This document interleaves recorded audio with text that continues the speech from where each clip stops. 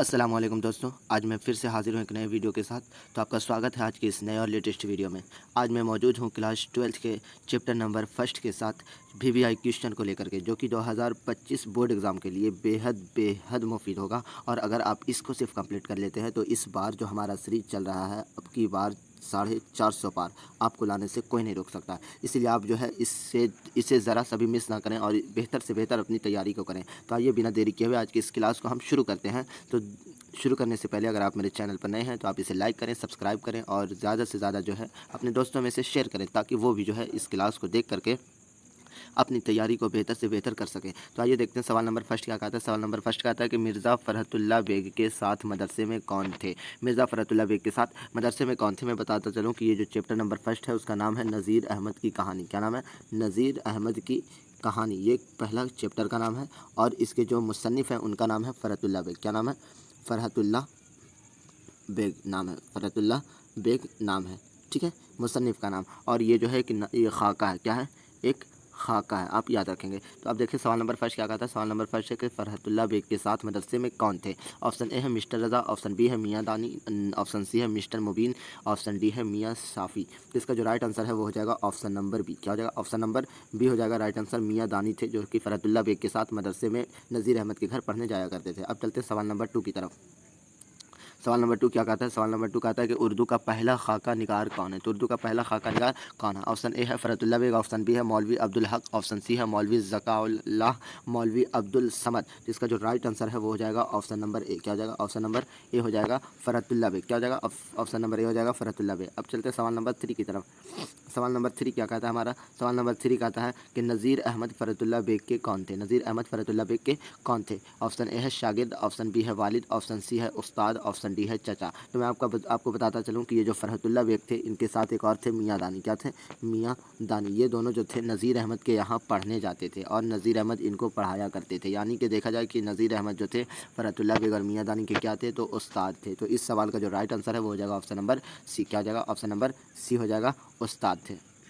अब चलते हैं सवाल नंबर 4 की तरफ। सवाल नंबर 4 क्या कहता है हमारा कि मदरसा में फ़रहतुल्लाह बेग के साथ कौन पढ़ते थे। मैंने अभी बताया कि मदरसा में फ़रहतुल्लाह बेग के साथ कौन पढ़ते थे, तो मियाँ दानी पढ़ते थे। कौन पढ़ते थे? मियाँ दानी। तो आपका राइट आंसर हो जाएगा ऑप्शन नंबर बी, मियाँ दानी। अब चलते हैं सवाल नंबर 5 की तरफ। सवाल नंबर 5 क्या कहता है कि नज़ीर अहमद का ताल्लुक किस सिन्फ से है। तो मैं बताता चलूँ, ऑप्शन ए है नावल, ऑप्शन बी है अफसाना, ऑप्शन सी है खाका, ऑप्शन डी है समाह निगारी। तो जो डिप्टी नज़ीर अहमद थे इनका ताल्लुक नावल से है, लेकिन अगर आपसे पूछ दे फ़रहतुल्लाह बेग, क्या फ़रहतुल्लाह बेग, तो इनका ताल्लुक जो है वो खाका से है। तो आप इसमें कन्फ्यूज़न नहीं होंगे, नज़ीर अहमद का ताल्लुक जो है नावल से है। ऑप्शन नंबर ए हो जाएगा आपका राइट आंसर। अब चलते हैं सवाल नंबर 6 की तरफ। सवाल नंबर 6 क्या कहता है हमारा। सवाल नंबर 6 है कि नावल मेरातुल उरूस के मुसन्निफ़ कौन है। एक नावल का नाम दिया जिसका नाम है मेरातुल उरूस, इसके राइटर का नाम पूछा। ऑप्शन ए है डिप्टी नज़ीर अहमद, ऑप्शन बी है अब्दुल अलीम सरर, ऑप्शन सी है प्रेमचंद और ऑप्शन डी है कृष्ण। तो इसका जो राइट आंसर है वो हो जाएगा आपका ऑप्शन नंबर ए। क्या हो जाएगा? ऑप्शन नंबर ए इसका राइट आंसर हो जाएगा। डिप्टी नज़ीर अहमद जो है वो नावल मेरातुल उरूस के मुसन्निफ़ हैं। अब चलते हैं सवाल नंबर 7 की तरफ। सवाल नंबर 7 क्या कहता है हमारा कि नज़ीर अहमद किस मशहूर शख्सियत के उस्ताद हैं। तो नज़ीर अहमद किस मशहूर शख्सियत के उस्ताद हैं। ऑप्शन ए है अजीम बेग, ऑप्शन बी है अब्दुल्लाह बेग, ऑप्शन सी है फ़रहतुल्लाह बेग, ऑप्शन डी है हशमतुल्लाह बेग। तो इस सवाल नंबर 7 का जो राइट आंसर है वो हो जाएगा आपका ऑप्शन नंबर सी। क्या हो जाएगा? ऑप्शन नंबर सी हो जाएगा फ़रहतुल्लाह बेग, ठीक है। अब चलते हैं सवाल नंबर 8 की तरफ। सवाल नंबर 8 क्या कहता है हमारा कि फ़रहतुल्लाह बेग नज़ीर अहमद के घर क्यों आते थे। ऑप्शन ए है पढ़ने के लिए, ऑप्शन बी है पढ़ाने के लिए, ऑप्शन सी है इल्मी गुफ्तगू के लिए, ऑप्शन डी है तफरीह के लिए। तो इसका जो राइट आंसर है वो हो जाएगा आपका ऑप्शन नंबर ए। क्या है? ऑप्शन नंबर ए हो जाएगा, पढ़ने के लिए आया करते थे। फ़रहतुल्लाह बेग नज़ीर अहमद के घर क्यों आते थे, तो पढ़ने के लिए आते थे। अब हो जाएगा, अब चलते सवाल नंबर 9 की तरफ। सवाल नंबर 9 क्या कहता है हमारा, नज़ीर अहमद की कहानी के मुसन्निफ़ कौन है। ऑप्शन ए है नज़ीर अहमद, ऑप्शन बी है फ़रहतुल्लाह बेग, ऑप्शन सी है रशीद अहमद सिद्दीकी, ऑप्शन डी है मौलवी अब्दुल हक। तो सवाल नंबर 9 का जो राइट आंसर हो जाएगा वो हो जाएगा ऑप्शन नंबर बी। क्या हो जाएगा? ऑप्शन नंबर बी हो जाएगा फ़रहतुल्लाह बेग। अब चलते हैं सवाल 10 की तरफ। सवाल नंबर 10 देखिए क्या कहता है कि नज़ीर अहमद की कहानी का ताल्लुक किस सिन्फ़ अदब से है। ऑप्शन ए है इंशाइया, ऑप्शन बी है खाका, ऑप्शन सी है मकाला, ऑप्शन डी है अफसाना। मैंने शुरू में ही बता दिया था कि ये जो नज़ीर अहमद की कहानी कुछ मेरी कुछ उनकी ज़बानी नाम का जो चैप्टर है वो क्या है, तो एक खाका है। क्या है? एक खाका है। आप याद रखेंगे, ये जो पहला चैप्टर है वो क्या है आपका, खाका है। अब चलते हैं सवाल नंबर 11 की तरफ। सवाल नंबर 11 क्या कहता है कि फ़रहतुल्लाह बेग की कौन सी तसनीफ़ शामिल निसाब है। यानी फ़रहतुल्लाह बेग का कौन सा लिखा हुआ तसनीफ़ जो है आपके किताब में शामिल है वो पूछ रहा है। ऑप्शन ए है नज़ीर अहमद की गुफ्तगू, ऑप्शन बी है अपनी कहानी, ऑप्शन सी है नज़ीर अहमद की कहानी और ऑप्शन डी है किसी की कहानी। तो सवाल नंबर 11 का जो राइट आंसर है वो हो जाएगा ऑप्शन नंबर सी। क्या हो जाएगा? ऑप्शन नंबर सी हो जाएगा राइट आंसर, नज़ीर अहमद की कहानी। अब चलते हैं सवाल नंबर 12 की तरफ।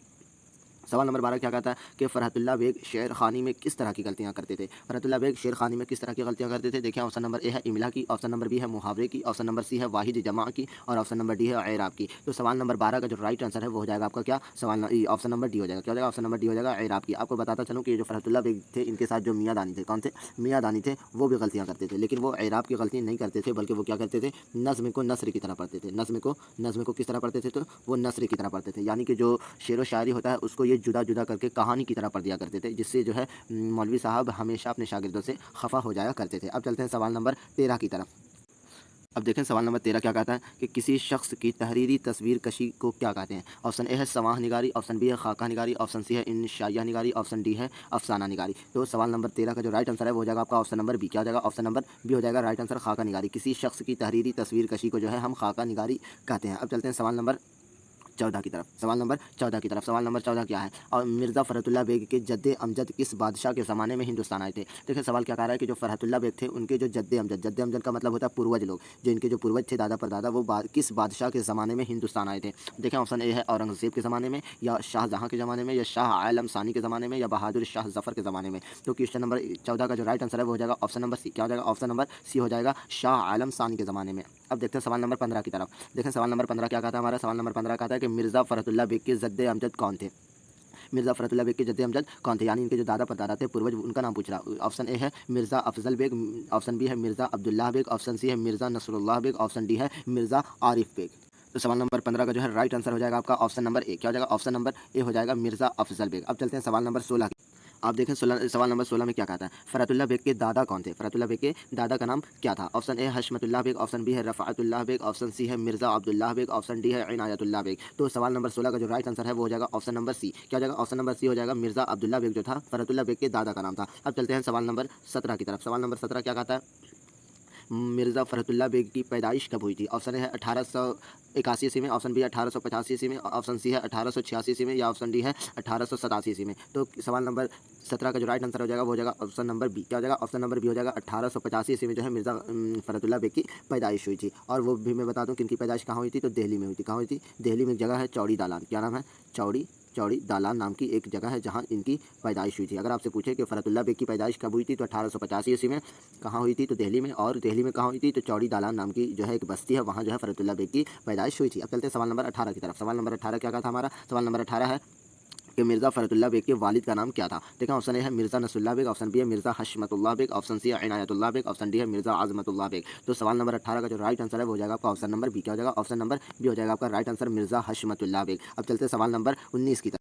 देखें हम सवाल नंबर 19 क्या कहता है, सवाल नंबर 19 कहता है कि मिर्ज़ा फ़रहतुल्लाह बेग की पैदाइश कहाँ हुई थी। मैंने अभी आपको बताया कि इनकी पैदाइश कहाँ हुई थी, तो दिल्ली में हुई थी। कहाँ हुई थी, तो दिल्ली में हुई थी। और दिल्ली में भी कहाँ, तो चौड़ी दालान नाम की एक जगह, वहाँ इनकी पैदाइश हुई थी। अब चलते हैं सवाल नंबर 19 की तरफ। सवाल नंबर 19 क्या कहता है, 19 हो गया, सॉरी 20 की तरफ चलते हैं। अब चलते हैं सवाल नंबर 20 की तरफ। देखिए सवाल नंबर 20 क्या कहता है हमारा, मिर्ज़ा फ़रहतुल्लाह बेग की वफ़ात कब हुई थी, यानी मिर्ज़ा फ़रहतुल्लाह बेग का जो है इंतकाल कब हुआ था। ऑप्शन ए है यहाँ पर 1945 ईस्वी, ऑप्शन बी है 1947 ईस्वी, ऑप्शन सी है 1948 ईस्वी, ऑप्शन डी है यहाँ पर 1950 ईस्वी। तो सवाल नंबर 20 का जो राइट आंसर है वो हो जाएगा आपका ऑप्शन नंबर बी। क्या हो जाएगा, ऑप्शन नंबर बी हो जाएगा आपका बिल्कुल करेक्ट आंसर हो जाएगा। 1947 ईस्वी में जो है मिर्ज़ा फ़रहतुल्लाह बेग की वफ़ात हुई थी। अब चलते हैं सवाल नंबर 21 की तरफ। सवाल नंबर 21 क्या कहता है हमारा कि फ़रहतुल्लाह बेग के मजमुआ मज़ामीन फ़रहत के नाम से कितने जुल्दों में शाया हुए। सवाल है कि फ़रहतुल्लाह बेग के मजमुआ मज़ामीन फ़रहत के नाम से कितने जुल्दों में शाया हुए। अब चलते हैं इसका देखें, ऑप्शन ए है 7, ऑप्शन बी है, ऑप्शन ए है आपका 7, ऑप्शन बी है 6, ऑप्शन सी है 5 और ऑप्शन डी है 8। तो सवाल नंबर 21 का जो राइट आंसर हो जाएगा वो हो जाएगा आपका ऑप्शन नंबर ए। क्या हो जाएगा, ऑप्शन नंबर ए हो जाएगा आपका 7। अब चलते हैं सवाल नंबर 22 की तरफ। सवाल नंबर 22 में क्या कहता है कि दर्ज झेल में से नाविल कौन है। दर्ज झेल में से नाविल कौन है। ऑप्शन ए है भाभी जान, ऑप्शन बी है तौबतुन नसूह, ऑप्शन सी है बागो बहार, ऑप्शन डी है ज़हर इश्क।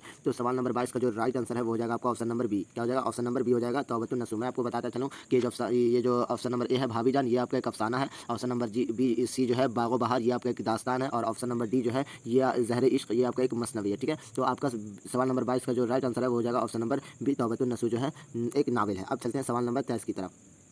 सवाल नंबर 23 क्या कहता है, सवाल नंबर 23 कहता है कि फ़रहतुल्लाह बेग के उस्ताद कौन थे। फ़रहतुल्लाह बेग के उस्ताद कौन थे। मैंने शुरू में ही बताया था कि फ़रहतुल्लाह बेग और मियाँ दानी कहाँ जाते थे पढ़ने, तो नज़ीर अहमद के यहाँ। तो इनके उस्ताद कौन होंगे, नज़ीर अहमद होंगे। देखा ऑप्शन ए क्या कहता है मौलाना हाली, ऑप्शन बी है नज़ीर अहमद, ऑप्शन सी है शिबली नौमानी, ऑप्शन डी है सर सैयद अहमद खां। तो सवाल नंबर 23 का जो राइट आंसर है वो हो जाएगा ऑप्शन नंबर बी। क्या हो जाएगा, ऑप्शन नंबर बी हो जाएगा नज़ीर अहमद। तो बस आज का क्लास यहीं तक। कैसा लगा आपको ये क्लास, अगर आपको अच्छा लगा हो तो आप इसे लाइक करें, सब्सक्राइब करें और ज़्यादा से ज़्यादा से शेयर करें। और अगर इसी तरह की आपको और भी वीडियो चाहिए तो नीचे कमेंट करके आप बोल दें। मैं आपके कमेंट को पढ़ूंगा और उसका जो है रिप्लाई भी दूंगा। और इसी तरह के अगर आपको और भी वीडियो चाहिए तो आप मेरे साथ जुड़े रहें, तभी आप 2025 के बोर्ड एग्जाम में जो है 450 प्लस ला सकते हैं। तो बस आज के लिए इतना ही। खुदा हाफिज़।